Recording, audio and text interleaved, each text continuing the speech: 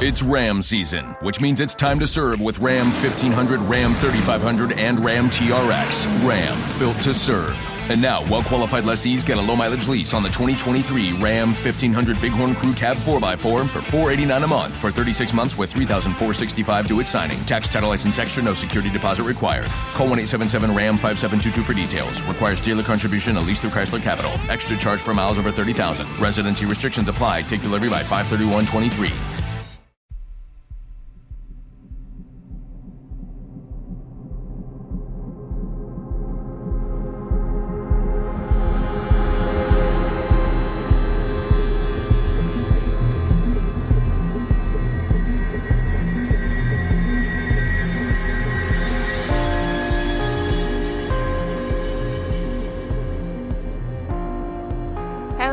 Welcome to episode 136 of Real Life Ghost Stories.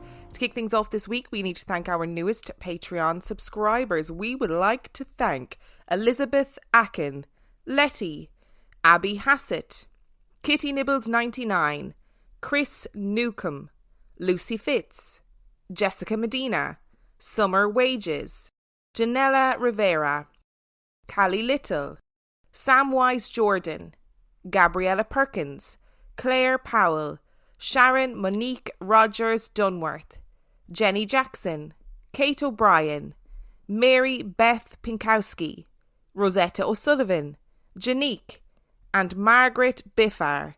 Thank you so much for supporting on Patreon. I appreciate it. I'm really thankful for you. Just to remind you that Patreon is not currently active.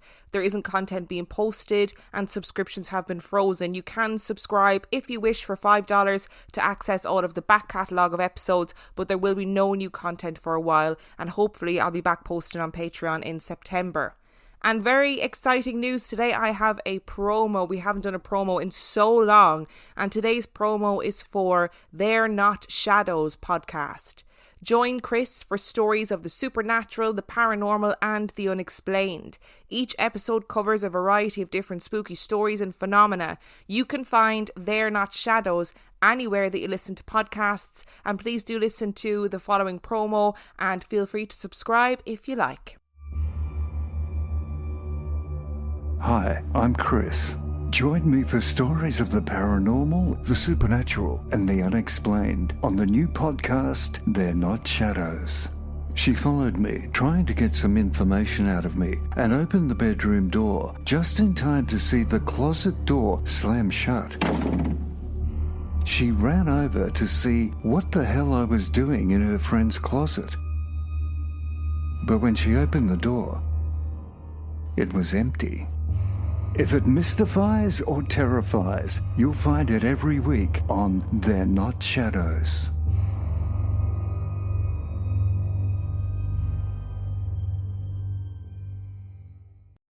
Before we start with our story this week, I just want to say that if you can hear a rumbling, it's because Bimmy is sitting on my knee and is point blank refusing to move. So she's purring, and you're just gonna have to deal with the noise because I can't move her. For our story this week, we are going back to Scotland, which is somewhere that I love and somewhere that has incredible ghost stories. So let's do this.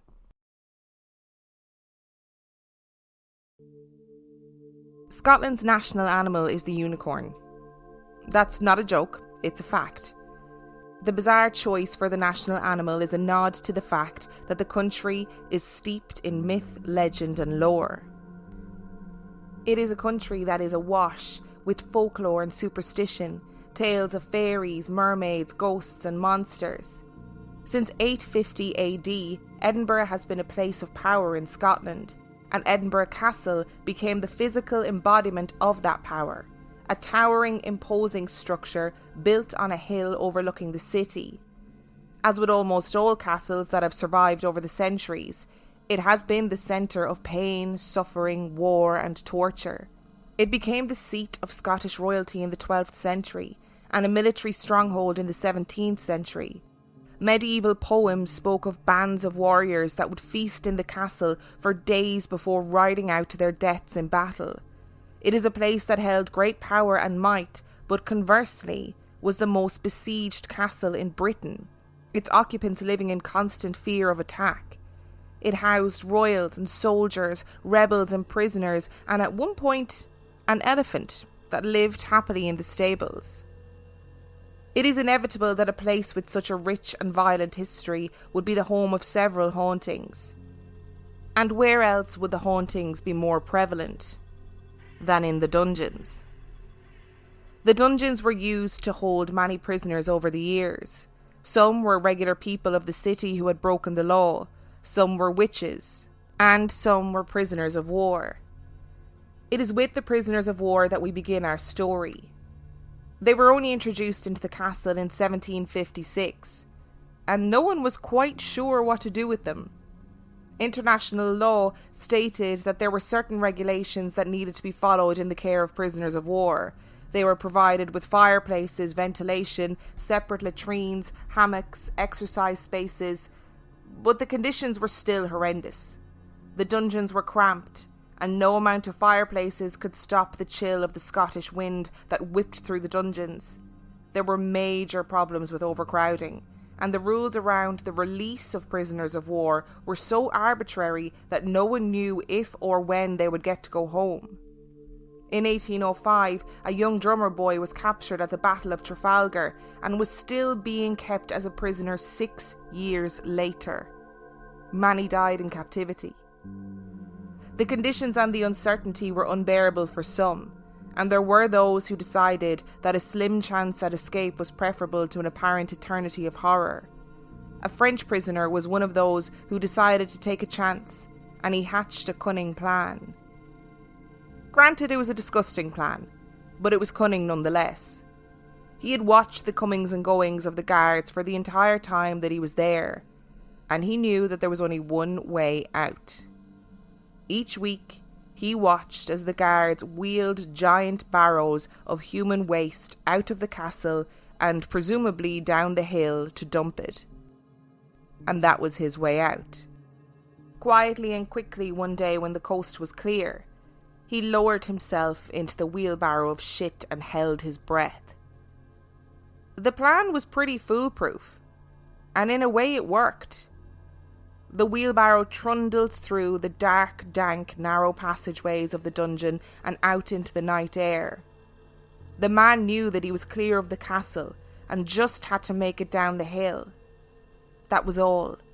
Just make it down the hill. And he did make it down the hill.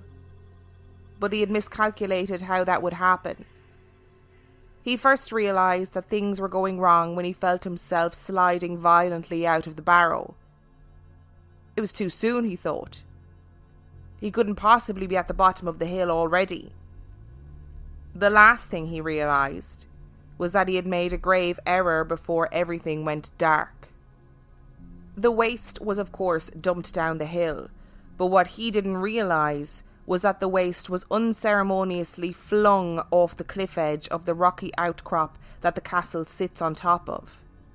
The waste was not, as he assumed, wheeled down the hill and dumped into a sewer. He plummeted to his death, and it is alleged that even in his death he has never quite been able to escape the castle. He is one of the many ghosts that is regularly reported, and people have said that his presence is heralded by a horrific smell, and then phantom hands try to shove them towards the edge of the rocks.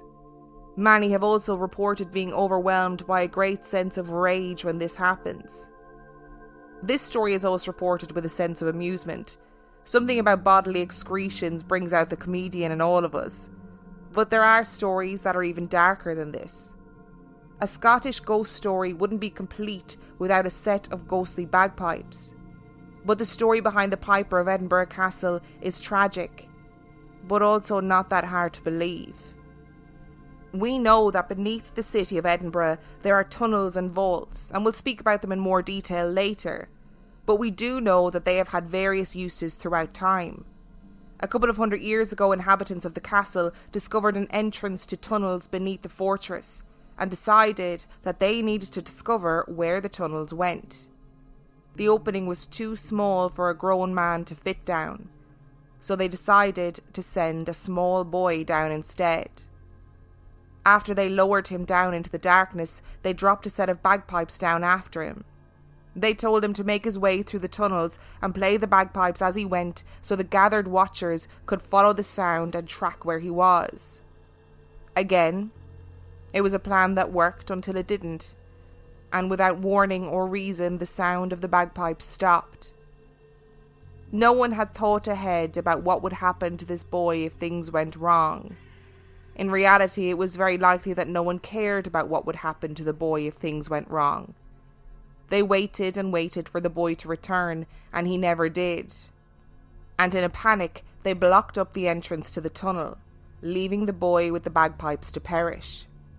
The sound of bagpipes have been heard beneath the floors of the castle numerous times, and continue to be heard to this day.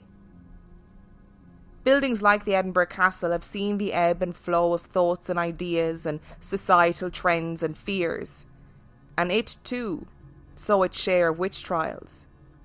The most famous of which is the trial of Lady Janet Douglas of Glamis in 1537. King James V of Scotland and Lady Janet had a turbulent history, and there were legal proceedings brought against her throughout her life. Eventually, James V accused her of witchcraft, and to gather evidence against her, he mercilessly tortured her family members and her servants. She was burned at the stake on the 17th of July 1537, and her son was forced to watch every second of the dire affair. The Grey Lady began to appear throughout the castle not long after her death, and she is still seen today roaming the corridors and weeping. As with all major cities, there was a duality that existed in Edinburgh. Atop the hill were the lofty heights of royalty, and beneath the ground were tunnels filled with poverty and crime. As the population of the city grew, people moved into underground tunnels, and they became hidden slums that were said to be home to gangs, criminals, body snatchers, and, depending on who you believe, serial killers. The vaults have been flooded and burned and were eventually reburied. In episode 99, we discussed the Banshee Labyrinth, which is a haunted pub that is buried in the vaults, and gave a rundown on the history of the vaults. But the Banshee Labyrinth isn't the only part of the tunnels that has reported ghostly activity. The vaults are separated into different chambers, and there are multiple ghosts that are said to reside there. In a room known as the Cobbler's Room, people have reported seeing a woman with a black shroud sitting in the corner, seemingly cowering in fear. Psychics have reported that this woman is frightened of the angry spirit of a man who also resides in the room, and this room has repeatedly been the scene of issues for pregnant women. Women who are pregnant, regardless of whether others are aware of their pregnancy, have been pushed, pinched, and even been suddenly violently ill while in this chamber. There's the spirit of a little boy named Jack, who throws stones and moves items around. He can be heard laughing and playing throughout the vaults, and there are EVPs and videos of his alleged activities on different shows from Ghost Adventures to the BBC. There is then, of course, the most terrifying entity in the vaults, and that is Mr. Boots. Mr. Boots frequents a particular chamber in the vaults, and is said to be violent and aggressive. It's difficult to know what the facts are behind this entity. Some say that he was a slum landlord who instilled terror into the poor families that were forced to live in the vaults. And others say that he was a serial killer who murdered sex workers and buried them there. Visitors to the vaults have been pushed, and Mr. Boots has been both heard and recorded shouting, "Get out!" On my travels for stories about the castle and the vaults, I came across the same legends and lore time and time again, but very few personal stories. And then I remembered, we have almost 600 emails sitting in our inbox, so surely there would be one story there from Edinburgh. And there were. To finish today's story, we're going to explore 3 listener stories from the vaults. And I will warn you to brace yourselves for these ones. Our first story came from Sarah, and she said, "You mentioned that you were thinking of doing an episode on the Edinburgh Vaults. I thought I would share our experience of the Blair Street Vaults with you. This happened about 9 years ago. I admit it, The whole reason we visited Edinburgh in the first place was because of ghost adventures. I was 20 at the time and fascinated in the paranormal. I loved the first 5 seasons of Ghost Adventures, but now I can't bear to watch fake Bagans screaming about demons. Plus, you have to question the amount of activity they get. Anyway, I got really friendly with a group of girls on Twitter who, like me, were fascinated by the paranormal and wanted to visit the vaults. We ended up arranging a trip to Edinburgh and hiring out the Blair Street vaults for a private investigation for a few hours. There were 8 of us all together. Some of the girls had been on investigations before. Myself and Richard had never been on one before. We went in with a very open mind and we weren't expecting that much to happen. When we arrived, our guide took us around the vaults, telling us about all the paranormal hotspots. Initially, the vaults felt very comfortable. We decided to start out our investigation in Mr. Boots's vault, the notorious nasty cloaked figure who got his name because of the sound of his heavy boot steps when walking around the vaults. All 8 of us and the tour guide sat in the vault with our backs against the wall with a candle in the middle. I had a cheap, shitty voice recorder, so we decided to do an EVP session. We took it in turns to ask questions. One of the girls asked, "Can you blow out the candle?" And all of a sudden the candle went from a gentle flicker to a violent movement, as if someone was trying to blow it out. I would like to add that there was no airflow in the vaults. It is deadly still, and none of us were close enough to blow on the candle. We were totally mesmerised by what we were seeing. One of the girls suddenly looked up as she saw movement just outside the vault. "It looks like there's somebody in the doorway," she said out loud. Unbeknownst to me at the time, I caught an EVP responding to her saying, "Good girl." Right in the doorway. Yeah, right in the middle. So does anyone want... There were 2 guys in the group, a softly spoken tour guide and my other half Richard, who didn't say anything. He just sat there, watching. Not much happened the rest of the night. We did have a stone thrown at us though. At the end of the night, we were walking towards the stone spiral staircase to exit, when we all stopped at the same time. We heard a child laughing. None of us could explain it. It echoed, but it also had a watery sound to it. It was very hard to explain. We made our way back to the hotel talking about the vaults and how amazed we were that we actually witnessed something. We said goodbye to 2 of the girls that were staying in another hotel. When we went back to the hotel, we said goodnight to each other in the hotel lobby and went in opposite directions to our rooms. The remaining 4 girls were sharing a room on the 2nd floor. Our room was on the 3rd floor on the opposite side of the hotel. As soon as Rich and I got back to the hotel, we got changed and went to bed straight away. By this point it was approaching 1:30 a.m, so we were both completely shattered. We must have been in bed for about 45 minutes when we were woken up by a loud bang from the inside of the cupboard that was built into the wall. "What the fuck was that?" I said, sitting up. Rich, being cool as a cucumber, turned on the lights and checked out the cupboard. "Nothing has fallen over, it must have been next door," he calmly said. He shut the cupboard, turned the lights off and went back to bed. I just took his word for it and went back to sleep. The next morning we all met for breakfast at the Deacon's House Cafe on the Mile. Straight away one of the girls said, "We had somebody bang really loudly on the door last night at about 2 a.m. We opened the door and there was nobody there." I told them what had happened to us. It could have been nothing, but it just seemed like too much of a coincidence. We both went into the vaults as skeptics, but both came away wanting to experience more. Weird, right? It was like an adrenaline rush. So in Sarah's story we heard all about Mr. Boots, who comes up time and time again in any of the folklore surrounding the Edinburgh vaults. And we also heard about Jack. Well, we heard about his laughter. And Claire sent us another story, which centres around children, but in a totally different way. I'm a nurse in Edinburgh and I have a couple of spooky experiences that I thought I'd share. I have experiences of the paranormal and I often hear things such as voices, etc., but these stories truly scared me. I could share more, but I would be here all day. My first story takes place years ago when I was a student nurse.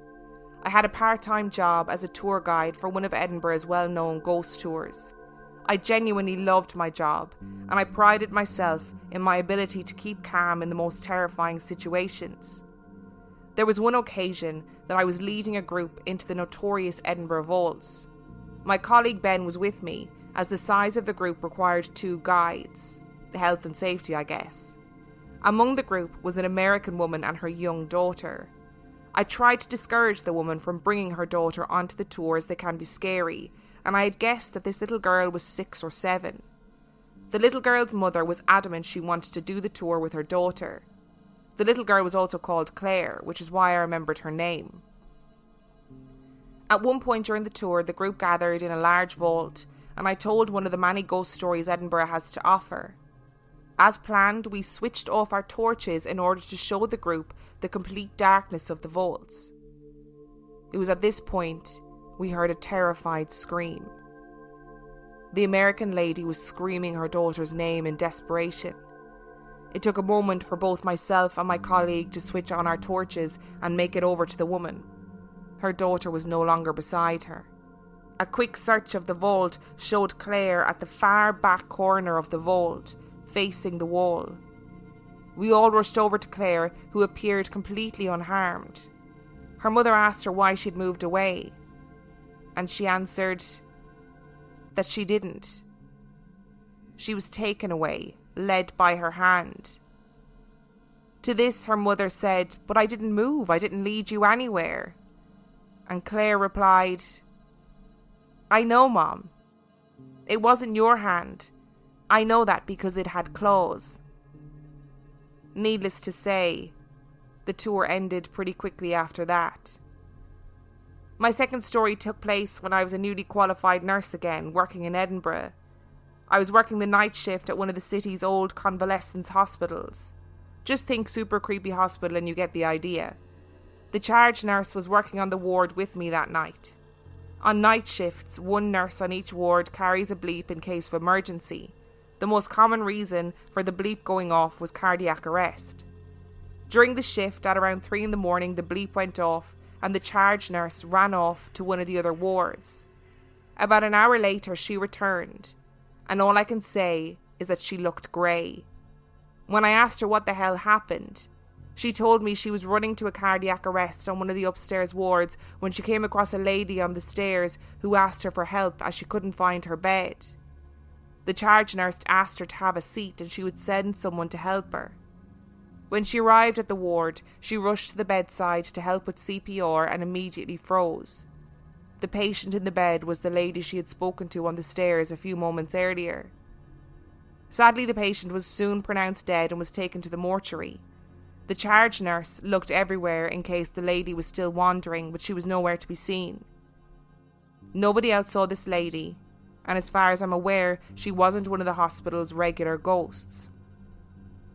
Now look, I know the second part of that story wasn't necessarily about the vaults, but it was pretty creepy and short, so I thought I'd include it. And I do have one more story for you, which comes from Katie. I once had a bit of an odd experience when my friend H, her sister Claire and I went on a tour of the vaults under Edinburgh. Yes, we had a spooky time while we were down there, cold spots and "what was that?" moments, but nothing that couldn't be happily explained away as the environment or very good effects produced by actors in the cold light of the pub afterwards. The tour ended in a bar, and before we went to get a drink, H and I went to the loo. While I was in the stall, I heard H, impatient as always at me being a slowpoke, calling my name. I called back, yes, I'm coming, and came out of the stall. But H wasn't by the sinks where I expected to find her. The toilets were empty. I instantly had that dread feeling in the pit of my stomach that whoever had called out to me, it hadn't been her. I very quickly washed my hands and got out of there. I went to find H and Claire at the bar and asked her why she had shouted for me if she was just going to leave me anyway, and why didn't she wait, because that toilet was scary as hell. She looked at me like I was mad and said that she had come out in a rush because I had called out to her that I would meet her back at the bar and being on her own in the toilets gave her the heebie-jeebies. When I told her that I'd still been in the toilet, she said no. She was pretty sure that the toilet was empty when she left. Now, I fully admit that H could have been on the wind-up, but she looked genuinely disturbed, and she's not known to be a prankster. We weren't drunk at that point in the night, and we hadn't wanted to be drunk nuisances that everyone hates on that type of late-night ghost tour. Mostly I just believe her. I got such an awful feeling when I realised I was on my own in there. It fully freaked both of us out that someone or something could sound enough like each of us to fool the other. We've been friends for far too long not to know what we sound like. And I definitely didn't hear anything that sounded like me calling to her. I can't explain what happened or what either of us heard, but it makes me go all cold every time I think about it. I couldn't remember the name of the bar, and I just had a quick Google to see if I could find it. And wouldn't you know it, it's the Banshee Labyrinth. Thank you so much for listening to this week's episode. I know it was a bit of a mix of listener stories and some folklore and some history thrown in there, but I hope you enjoyed it. If you would like to send your own story, you can do so by emailing it to reallifeghoststoriespodcast@gmail.com. You can also check out everything on our website at reallifeghoststoriespodcast.com. And on that note, we shall see you next week.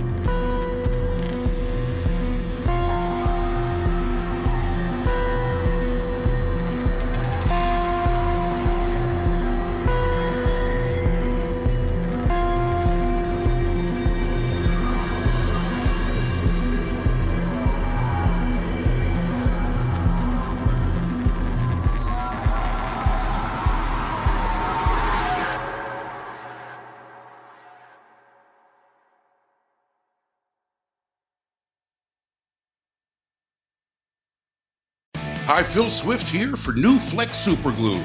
What's truly amazing is that our Flex Super Glue is so strong that just one drop virtually welds itself to the surface and can lift over 3 tons. Forget those old super glues, get the one that's new, Flex Super Glue.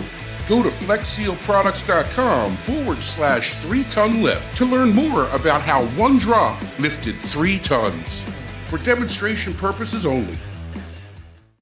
It's Jeep 4x4 season. Make your next adventure epic and hurry in now for great deals.